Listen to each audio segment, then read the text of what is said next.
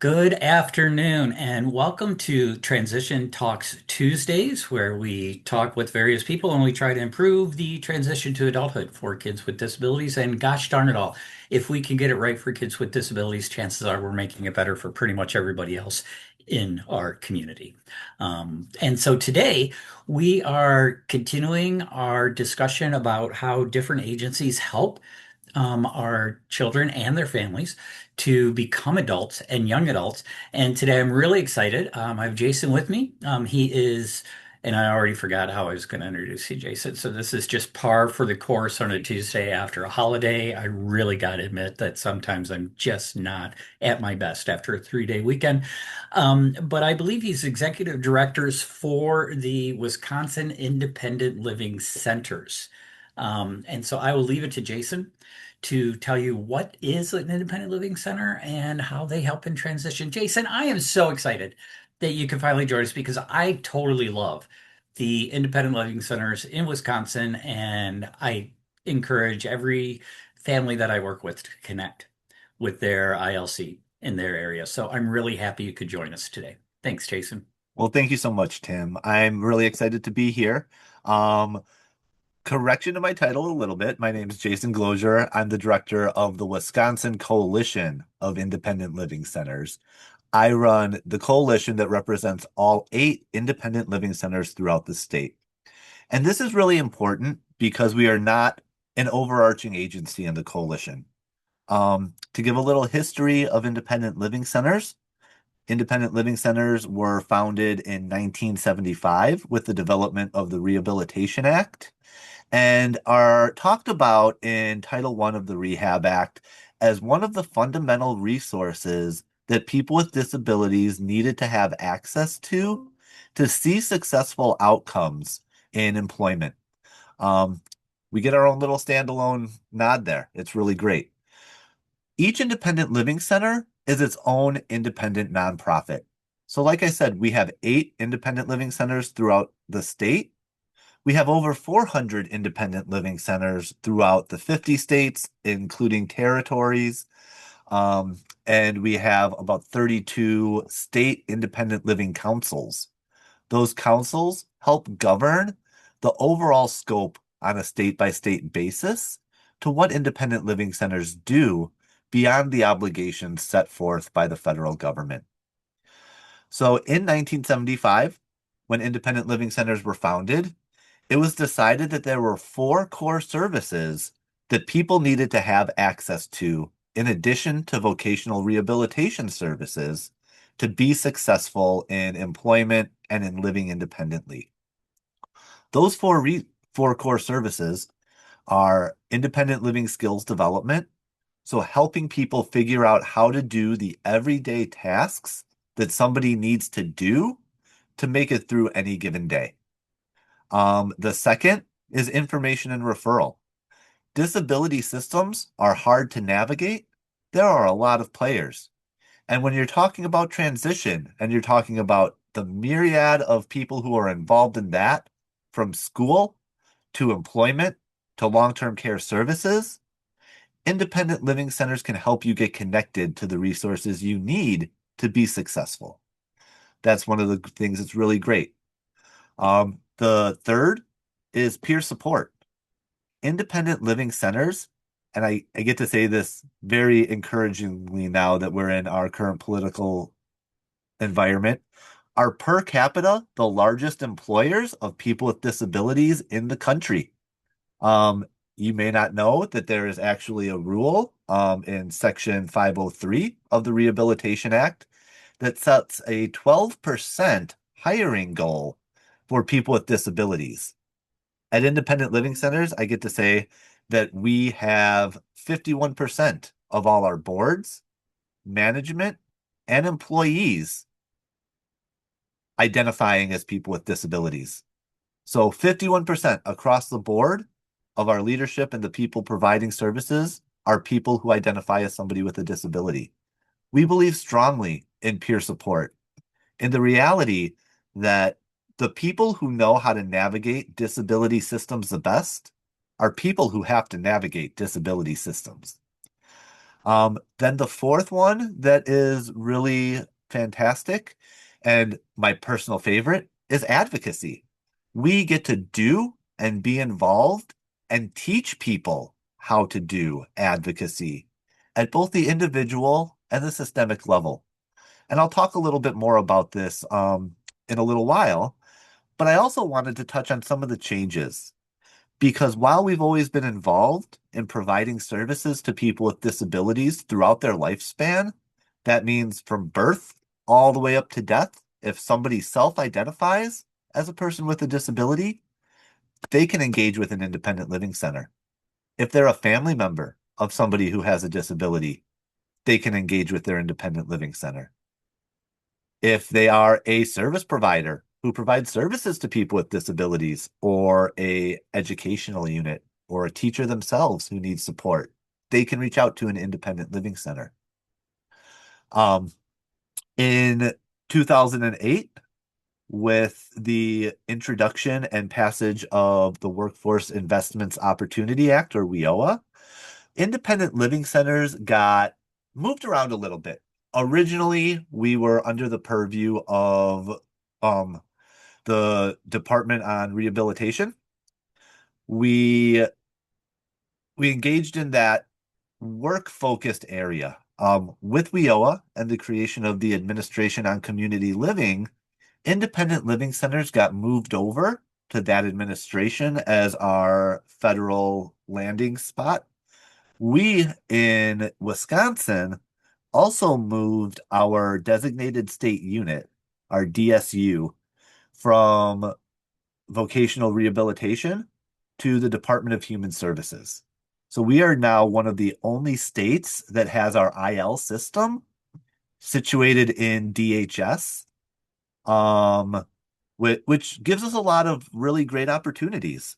And it's because we're there and we're in the Division of Public Health that we get to have a really significant reach. With that change, through WIOA, independent living centers also codified a fifth core service that we have always provided, but that was never really recorded in any sort of federal register. And that is nursing home transition and post-secondary transition services. This is an important distinction because while we do those other four core services with people at any age, our transition services under this fifth service category is really limited to services provided to people after they leave high school. Now, that doesn't mean that we don't work with anyone until they've left high school through whatever means. It means that we have a very different set of services that we provide on the back end than we do on the front end. And I think that this is a really valuable distinction to have. So, to talk a little bit about our transition services, I want to step back a little bit and talk first about advocacy. Um, in my experience, having had a brother who had a disability, I got to see firsthand the role that advocacy plays in successful outcomes for students with disabilities. I also got to see the role that independent living centers play in the success of students with disabilities. I was first introduced to the world of independent living at the ripe old age of 7. I have a brother who is a year younger than me and has cerebral palsy. And about the time we were getting into the school district, um, we saw a very segregated system. We saw a system where folks who had disabilities went directly from a birth to 3 program into a special education classroom. When I was a kid, that special education classroom housed students from age 3 to age 21, all learning in the same space and all learning the same kind of things. And my parents didn't feel like that was necessarily the best educational outcome for my younger brother. And they worked really hard to ensure that he had access to an equal opportunity and an equal education under IDEA. and sought to get him enrolled in regular education classes. This was at a time when inclusion wasn't the norm. This was the 1980s. It was a new concept, and school districts didn't know how they were going to incorporate a student with a significant disability into the everyday course of education. Um, that first IEP meeting for my brother included some lawyers from the school district, included the county sheriff, included my parents, included the school administration, and included the Independent Living Center. Um, my dad reached out to the Independent Living Center early on, and actually my predecessor, Maureen Ryan at the coalition, was my brother's first independent living specialist. Um, that connection with the independent living centers changed the course of my family's journey in education tremendously. The independent living center helped my brother access assistive technology. Um, I just had a funeral for one of my aunts, and one of my mom's longtime friends was there, and she saw his augmentative communication device and goes, "Is that thing still called a touch talker? I don't know what model it is, but I'm still going to call it a touch talker." So if you know augmentative communication, I just outed how old I actually am. Um, but that was huge, right? The Independent Living Center helped my family discover the technology necessary for my brother to be able to communicate effectively. The Independent Living Center attended those IEP meetings and advocated on behalf of my family and my brother to ensure that he got what he was entitled to. Because for so many new parents of disabled children, they generally have no idea what the disability world is like. Um, Nobody has kids saying, "I'm going to have a disabled child," or having the skills necessary to be able to navigate the changes that that brings. And again, the 80s were a really different time. Doctors' recommendations at the time were institutionalization. It was a time when inclusion wasn't the standard. And I'm so encouraged to see so much work over the last 3 decades, I guess 4 decades now, um, to ensure that inclusion is the standard and that people have access to that equal education. Jumping forward to now, I'm really encouraged to say that we have the opportunity to work throughout a child's entire educational career. Um, we especially get involved in the transition process, or try to when kids are at about age 14. Several of our independent living centers participate in DVR's Project Search program. All of our centers also participate in Disability Employment Month and do Disability Employment Day activities, really focused on ensuring that youth with disabilities have the ability to see what it's like to be in a working environment as a person with a disability, to get to see people with disabilities doing meaningful jobs and engaging in meaningful employment. And in many instances, having the ability to work themselves off of any sort of benefits and contribute as tax-paying citizens, the same as anyone else. Um, some really great work happens there. All centers also provide access to assistive technology. They all engage in the WISTech program and are sites for loans and demonstrations of assistive technology. So educational professionals, families, and students all have the opportunity and ability to explore what assistive technology might work best for them in order to allow them to be successful. In addition, I talked a little bit about the difference between services that are provided when somebody is in a educational setting, and when they are in a post-secondary educational setting. And I want to talk a little bit about this because this happens in two different ways. Um, Through the Rehabilitation Act, there is something called pre-employment transition services, or PREETs, which are a series of services offered to students who are DVR eligible before they ever leave high school. Um, in the Rehab Act and in WIOA, there is a designation that 15% of the spending by DVR or by a vocational rehabilitation unit be used on PREET services. And these are opportunities for us to engage in the educational world by providing training, particularly around employment skills, um,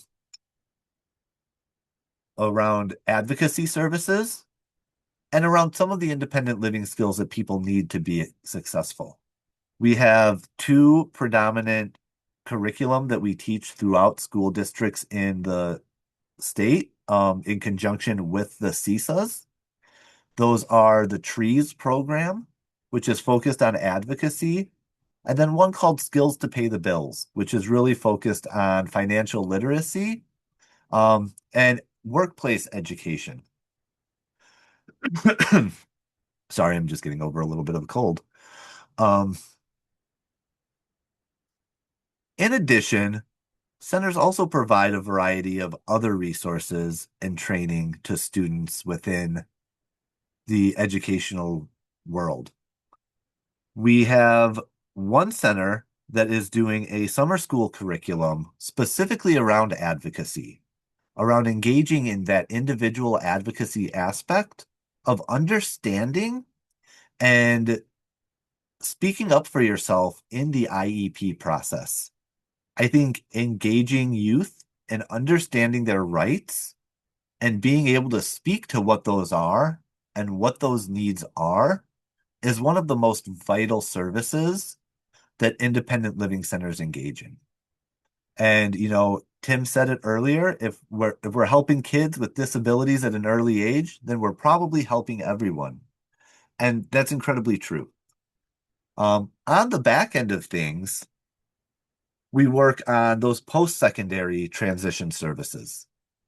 These are the things that people may not have learned while they were in an educational setting, and provide services for the number of students who leave a special education program, a adapted education program, and are not eligible for DVR services.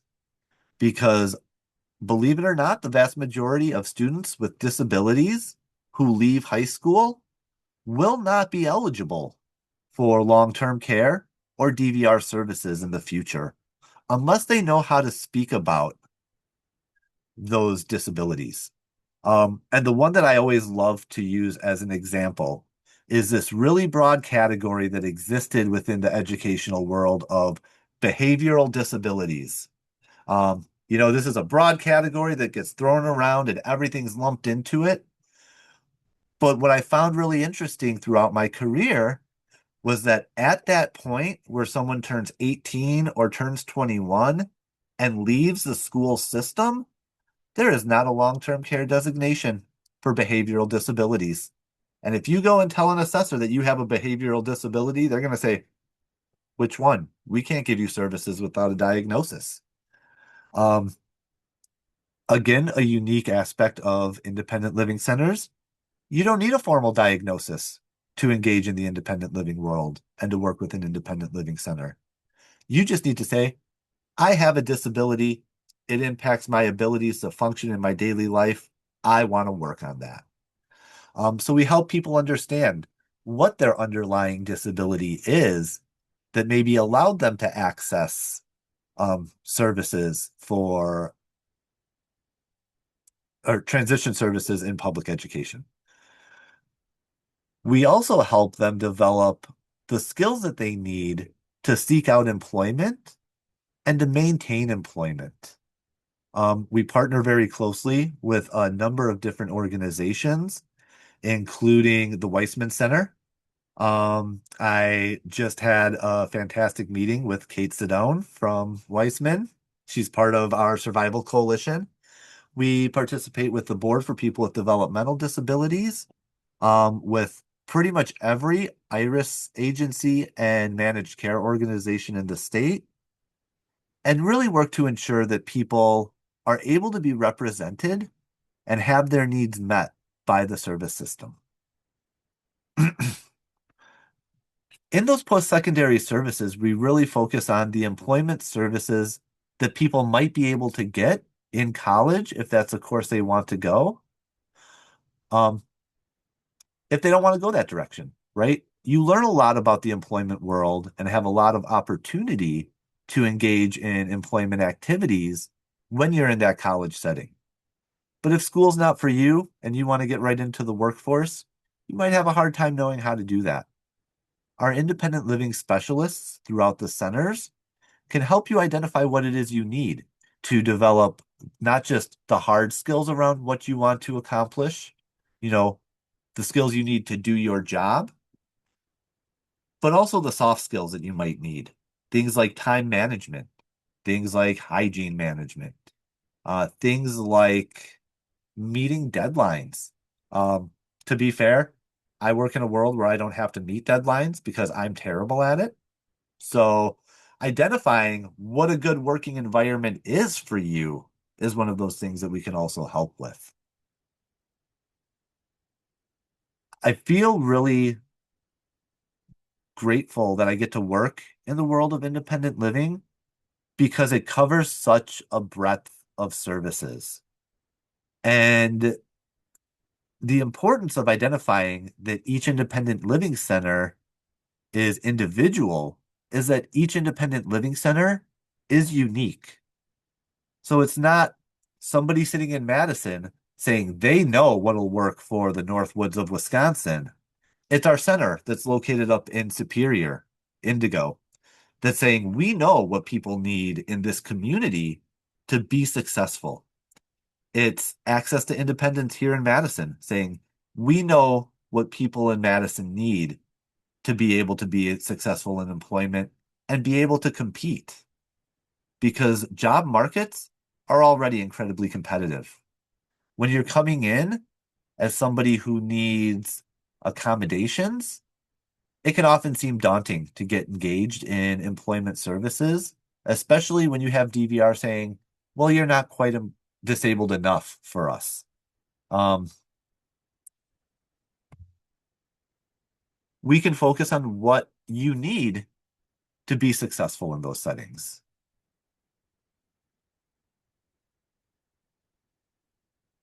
Several centers also engage directly in employment programs with businesses in their areas. So they offer opportunities to engage in internships. And I will give a little bit of a nod to DHS and BPDD, the Board for People with Developmental Disabilities, because they have also developed a few programs that can help folks get access to those internships. In the Milwaukee area, Independence First works with about 50 businesses throughout the greater Milwaukee area to ensure that there's a pipeline for students with disabilities who go through their advocacy and training programs to be able to have an internship opportunity. Those internship opportunities often lead to full-time employment opportunities. Um, in addition, I think the final thing I want to leave you with before I open it up to question and answer is really focusing on the advocacy aspect of things. Because, like I said earlier, disability systems are incredibly complicated. And oftentimes, a lot of the people who work in those systems don't even fully know what's available to them in their own organizations. And the example that I will share is an example I use often because it demonstrates what can be accomplished with just a little bit of extra knowledge and advocacy. About 7 or 8 years ago now, I was in a different role. I was working for the city of Madison, as their disability rights specialist.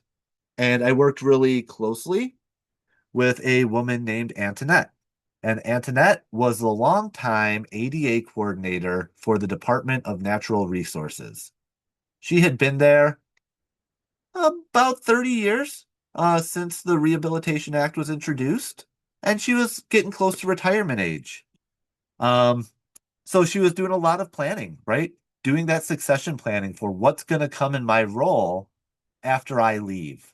Is it going to be sustained? Is it going to be something that's filled and supported by a person with a disability? Antoinette had a disability herself.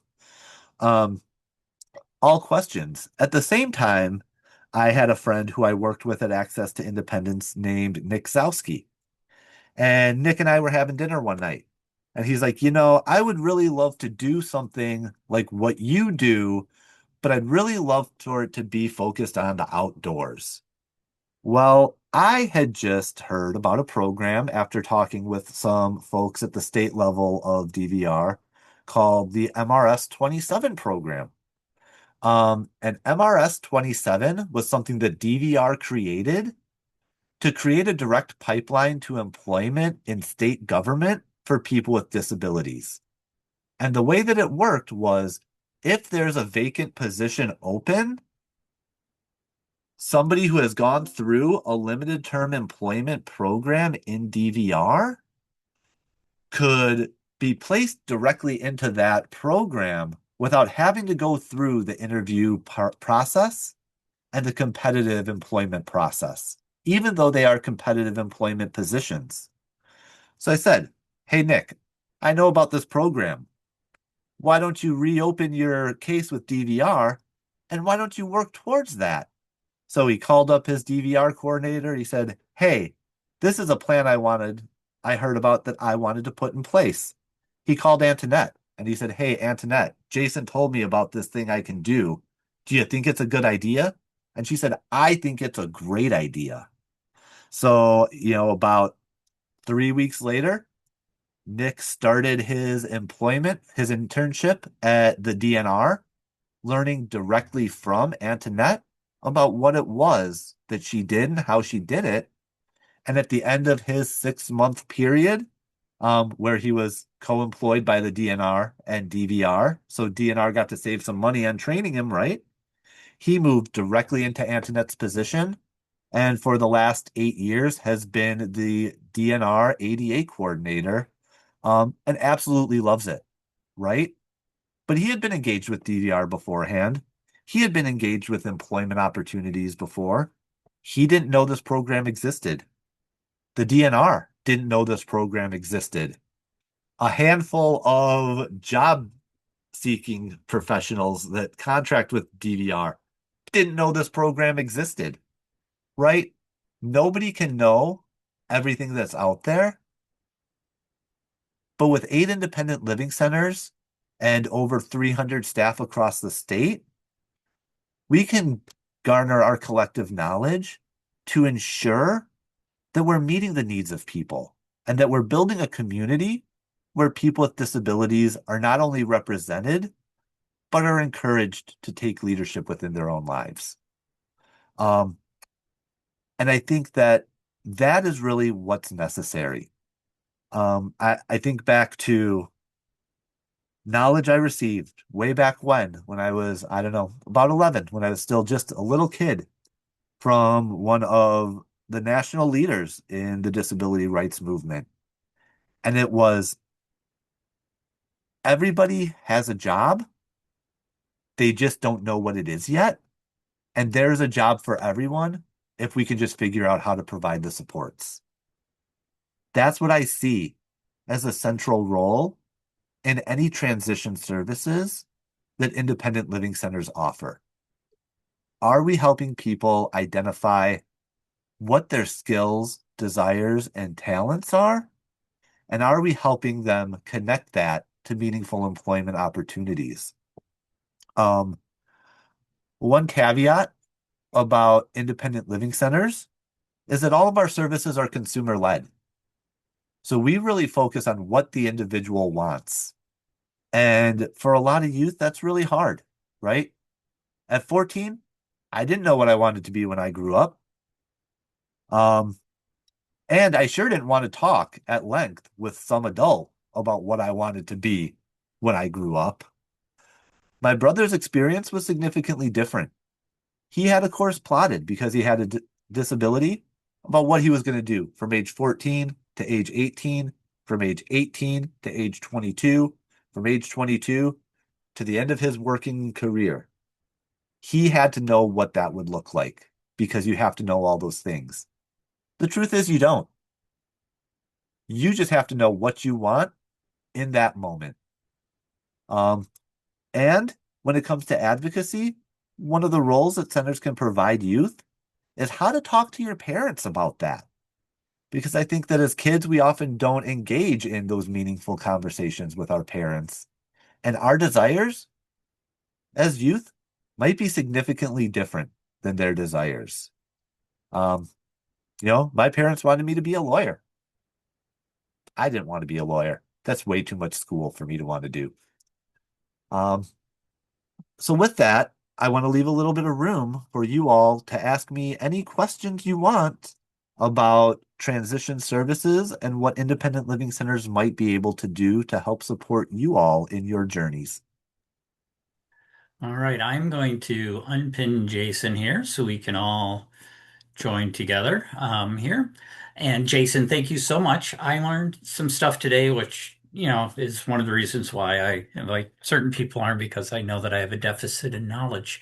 And so I thank you for that. I think one of the questions before I open it up is um, how how's the best way for people to connect with their independent living center? Should they call? Do they need to know these services? Do they email, or can they just call up and say, "Hey, I got this kiddo who's 17," or the 17-year-old who's sitting there going, "Look, I just need some help. I got a disability. I'm not sure what I'm doing."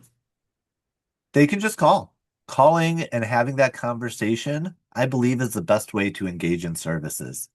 I think when you're sending an email, it's hard to really convey everything that's going on in an email. Um, and you might not even be aware of all the things. Things come up in conversation for me all the time that I'm unaware of, that I need to know, that I want to know. So reaching out either by email or by phone to the independent living center that serves your area is the way to get involved. And I saw Tim provided the map of independent living centers. So to give you kind of a little bit of a loose guideline of where centers are located, starting from the south up, we have Society's Assets, which covers kind of the southeastern five corners or five counties of the state. Then we have Independent Living Resources all the way over in La Crosse, which covers the entire southwestern half of the state. They have 13 counties in their service area. Um, then in Madison, we have Access to Independence, which covers Dane County and three surrounding counties. Moving over further, we have Independence First in Milwaukee, which covers Milwaukee County and four of their surrounding counties. Then we have Midstate Independent Living Choices in Stevens Point, which covers the central to north central region of the state. They go all the way from Adams County all the way up to Vilas County and cover everything in between there. So they have one of the largest service areas geographically. Moving over to the east in Green Bay, we have Options for Independent Living, which is our largest service area, covering the entire northeast of the state and a total of 17 counties. Um, then we kind of move over to Menominee on the western side, and we have Compass IL, which covers some of those kind of west central counties. And then we go up to Indigo in Superior, which covers the nine counties in the northwest of Wisconsin. So depending on which area you're in, you have a choice of one of eight independent living centers. Um, the great thing about the coalition, though, is that we all share knowledge. So regardless of which independent living center you're working with, you're going to get a similar experience. And I'll give a quick shout out to my two colleagues who are here, Cassandra Potter and Mary Rodwell. Cassie is from Society's Assets, and Mary is from Access to Independence. And both are fantastic resources for youth who are going through transition. Um, I learned so much about technology from Cassie in particular that I'm grateful. I'm grateful that she's here. We're working on an artificial intelligence policy right now, and she is by far the expert in our network. So you can be assured that no matter what center you're working with, they're going to be able to draw from the knowledge at the other seven centers that we have. I encourage anybody who has questions to please feel free to unmute. I'll be able to notice that and call on you, or you can put your questions or comments in the chat, and I will gladly relay those to you. In the chat, we did have somebody share about their child and not really sure what's going to happen after they graduate in from a place in the spring. They are involved in Love Inc., which is great, wonderful organization, but didn't realize that they could reach out to, in their case, it would be Access to Independence. Yep. And so I'm hoping that that will encourage them to reach out and they'll be able to get another. I am a firm believer in the more brains, the better. I Mhm. want more people, I want as many people as possible thinking about my son, thinking about what his needs are, how to get him to where he wants to go, because I just have one brain and, I need more brains. And so sometimes it's hard to juggle the different places, but I really appreciate having more people thinking about how I might be able to find the help for my kid, my young adult. Other questions or comments?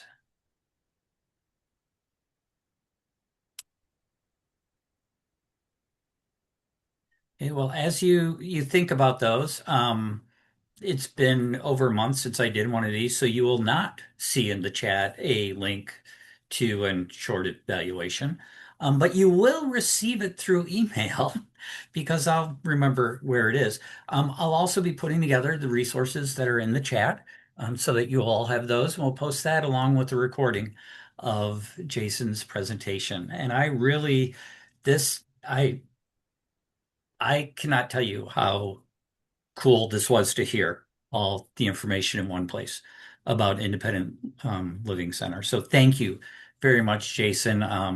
Thank you, Mary and Cassandra, too, for the work that you are doing.